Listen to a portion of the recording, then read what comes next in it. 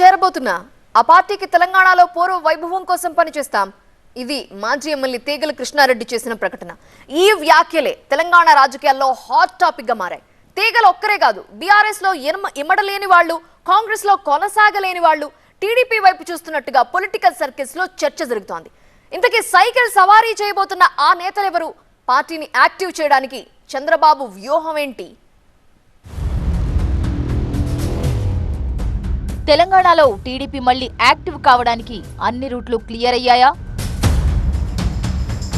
కొంతమంది రాజకీయ నాయకులకు పసుపు జెండానే అండగా కనిపించబోతోందా?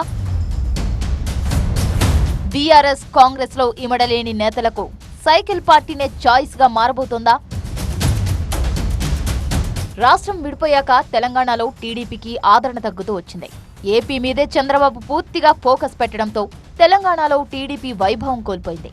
తెలంగాణలో సైకిల్ గుర్తు మీద గెలిచిన ఎమ్మెల్యేలు వేరే పార్టీలోకి వెళ్లిపోవడంతో పెద్ద మొత్తంలో ఉన్న టీడీపీ ఓటు బ్యాంకు కూడా చాలా వరకు మిగిలిన పార్టీలకు బదిలీ అయిపోయింది. మొన్నటి తెలంగాణ అసెంబ్లీ ఎన్నికల్లో పోటీ చేయలేని పరిస్థితి పసుపు జెండాది.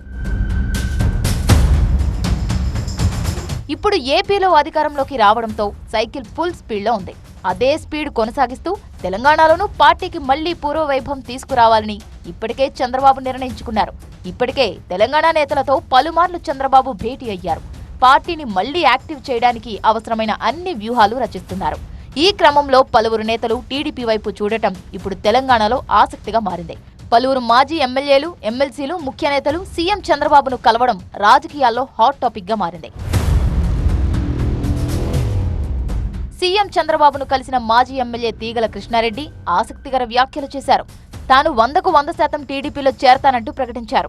ఎన్టీఆర్తోనే తన రాజకీయ ప్రస్థానం మొదలైందని, హైదరాబాద్ను అభివృద్ధి చేసింది చంద్రబాబే అని అంటున్నారు తీగల కృష్ణారెడ్డి. టీడీపీ పాలన మళ్లీ రాష్ట్రానికి అవసరం ఉంది. టీడీపీ పూర్వ వైభవం కోసం పనిచేస్తామంటున్నారు తీగల. ఎన్టీ రామారావు ఏ విధంగానైతే బీద బడుగు వర్గాల ఆశాజ్యోతిగా నిలిచాడో ఆ విధంగా తేయాలన్న ఉద్దేశంతో ఈరోజు వారిని కలవడం జరిగింది. అంతేకాదు, ఈరోజు హైదరాబాద్ నగరం ఇంత సుందర నగరంగా తీర్చిదిద్దామంటే ఆనాడు నన్ను మేయర్గా చేసిన చంద్రబాబు నాయుడు గారు, ఆయన ముఖ్యమంత్రిగా ఉన్నప్పుడే హైదరాబాద్, సికింద్రాబాద్, హుస్సేన్ సాగర్తో పాటు ఈరోజు సైబరాబాద్ సిటీ తీసుకొచ్చింది కూడా చంద్రబాబు నాయుడు గారు. దాంట్లో ఎవరు కాదనలేరు, సాక్ష్యం నేనే. ఈ హైదరాబాద్ నగరంలో clean and green, the best city award, the best tourism award తీసుకొచ్చింది కూడా చంద్రబాబు నాయుడు గారు. చంద్రబాబును కలిసిన వాళ్లలో ఎమ్మెల్యే మల్లారెడ్డి, ఆయన అల్లుడు రాజశేఖర్ రెడ్డి కూడా ఉన్నారు. అయితే పెళ్లి పత్రిక ఇవ్వడానికే కలిశామంటున్నారు మల్లారెడ్డి. మా మన్మరాలు పెళ్లి పత్రిక ఇచ్చింది సార్. ఇంకేమన్నా బాబు గారు చాలా రోజుల తర్వాత కలిసారు, ఏమన్నా సార్ బాబు గారు? చంద్రబాబుతో మల్లారెడ్డి, తీగల భేటీపై బీఆర్ఎస్ కూడా స్పందించింది. పెళ్లి పత్రిక ఇవ్వడానికి కలిస్తే తప్పేముందని అంటున్నారు మాజీ ఎమ్మెల్యే బాల్క సుమన్. మా మర్రి రాజశేఖర్ రెడ్డి ఎమ్మెల్యే గారి కూతురు పెళ్లి ఉంది. దానికి సంబంధించి వారు మొన్ననే మా కేటీఆర్ గారికి, హరీష్ అన్నకు, కేసీఆర్ గారికి, మా ముఖ్య నాయకులందరికీ పత్రికలు ఇచ్చారు, మాకు కూడా ఇచ్చారు.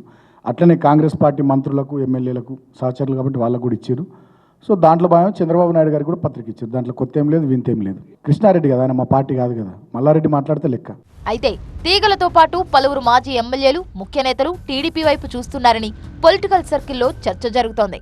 బీఆర్ఎస్ లో ఉండలేని నేతలు, కాంగ్రెస్ లో కొనసాగలేని నేతలకు టీడీపీ జెండా ఒక ఆశ్రయంగా కనిపించబోతోంది. కాంగ్రెస్, బీఆర్ఎస్ లోకి వెళ్లడానికి ఇష్టం లేని నేతలతో పాటు గత టీడీపీ నేతలతో సంబంధాలు ఉన్న నేతలు కొందరు పసుపు కండువా కప్పుకుంటారని టాక్ వినిపిస్తోంది. చంద్రబాబు కూడా తెలంగాణలో పార్టీకి పూర్వ వైభవం తెచ్చేందుకు చేయాల్సిన అన్ని ప్రయత్నాలు చేస్తుండటంతో తెలంగాణ రాజకీయం మరింత ఆసక్తిగా మారింది.